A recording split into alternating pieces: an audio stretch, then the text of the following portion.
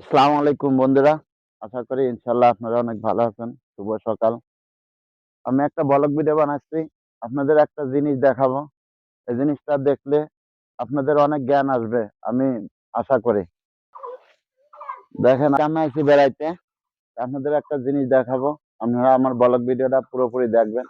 এই যে আমাদের এটা কালীবাড়ি বলে, কালীঘর। মানে হিন্দুরা এখানে পূজা করে। এই কালীঘরের নামে আগে হিন্দুরা 18 বিঘা জমি দিয়ে গেছে। এই পুরো জমিটা দেখতেছেন এটা কালীবাড়ির নামে। তো এই জিনিসটা দেখাচ্ছি আপনাদের কিছু অনুভব করার জন্য এবং কিছু জ্ঞান মাথার ভিতর ঢুকানোর জন্য আপনাদের এই জিনিসটা আমি দেখাচ্ছি। আমরা মুসলমান দাবি করি ভাই। দেখেন আমরা কিসের মুসলমান। এই মন্দির ঘরটা রয়েছে এখানে আমরা যুগ যুগ ধরে দেখতেছি। অনেক আমল আগের থেকে এটা করছে এখানে। ওনাদের কোনো জ্ঞানজাম নাই, কিচ্ছু নাই। আর আমাদের মুসলমানের ভিতরে এত হিংসা, এত প্রতিহিংসা আমাদের ভিতরে, তা না বললেই নয়। আমি এটা বলতেছি, আপনারা জিনিসটা দেখবেন, তারপরে আমাকে বলবেন। এটা বলতেছি কি কারণে, আমাদের মুসলমানের ভিতরে প্রতিহিংসা জিনিসটা বেশি। তার কারণ আমাদের একটা মসজিদ নিয়ে যদি একটু সামান্য কথা কাটাকাটি হয়, আমরা সেই মসজিদে নামাজ পড়তে যাই না। একটা আলাদা মসজিদ করে আবার সেই মসজিদে নামাজ পড়ি। কেন রে ভাই? এত হানাহানি, এত মারামারি, আজ মরলে কাল 2 দিন। এত হিংসা কিসের ভাই? এত অহংকার কিসের? আর দেখেন এই পুরো জমিটা এই মন্দির, এই হিন্দুদের নামে, এই কালীর নামে দিয়ে গেছে হিন্দুরা।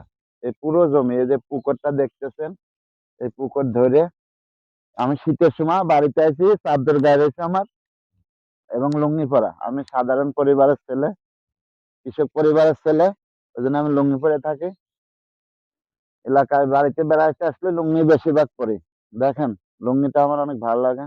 তো আপনাদের পুরো দৃশ্যটা দেখাবো, দেখবেন। দেখেন এই যে পুরো পুকুরটা, এত বড় একটা পুকুর। এই পুকুর ধরে এই চারুপাশ, এই জায়গাটা এই হিন্দুরা এই কালীর নামে লিখে দিয়ে গেছে।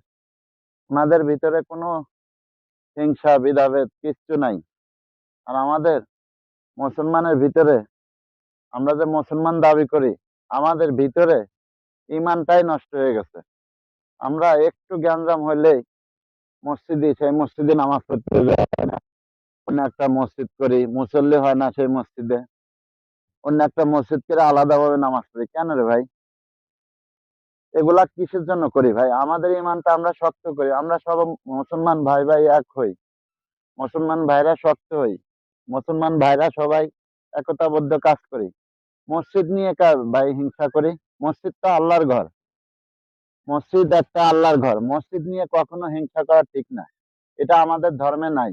এটা আমাদের নবী রাসূল শিখায় যায় নাই। আমাদের নবী রাসূল এটা কখনো শেখায় নাই। আমরা মসজিদ নিয়ে গ্যাঞ্জাম লাগছে, কিংবা মসজিদের ইমাম সাহেবের সাথে গ্যাঞ্জাম লাগছে, মসজিদের সভাপতির সাথে গ্যাঞ্জাম লাগছে, লাগতেই পারে। কিন্তু মসজিদের সাথে তো আমাদের কোনো গ্যাঞ্জাম নাই। তো কেন রে ভাই আমরা মসজিদ নিয়ে গ্যাঞ্জাম, মসজিদের ইমাম সাহেবের সাথে গ্যাঞ্জাম হলে, মসজিদের কমিটির সাথে গ্যাঞ্জাম হলে আমরা মসজিদে যাওয়া বাদ দেই, আলাদা মসজিদ করে নেই? কেন ভাই? এটা কি আমাদের হাদিসের ভিতর পড়ে? তা আমরা এইসব গুলা বাদ দিয়ে আমরা মুসলমান ভাই ভাই সবাই এক হই, সবাই একতাবদ্ধ কাজ করি, সবাই সবাইকে ভালোবাসা দিয়ে যাই। তাহলে আমাদের সমাজটাও ভালো থাকবে, আমাদের নিয়ম নীতিও ভালো থাকবে, আমরাও ভালো থাকবো, সবাই ভালো থাকবে। এটা আমি আশা করি। দেখেন এই যে আমি যে জমিটা ঘুরে দেখালাম রাউন্ড করে, এই জমিতে এক দাগে 18 বিঘা জমি। এই শুধু হিন্দুরা কালীর নামে লিখে দিয়ে গেছে। এই 18 বিঘা জমি ওনাদের নিয়ে ওনারা ভোগ করে খাচ্ছে। আজ পর্যন্ত কোনো গ্যাঞ্জাম আমি দেখি নাই, কোনো মারামারি দেখি নাই ওনাদের ভিতরে। কিন্তু আমাদের মুসলমানের ভিতরে আমরা দেখে আসতেছি মারামারি, কাটাকাটি, হানাহানি। এটা মুসলমানের ভিতরে বেশি। তা আমার এই ভিডিওটা আপনারা দেখবেন, দেখে আমি আশা করি যে আপনাদের কিছুটা হলেও জ্ঞান আসবে, জ্ঞান অর্জন করা পারবেন।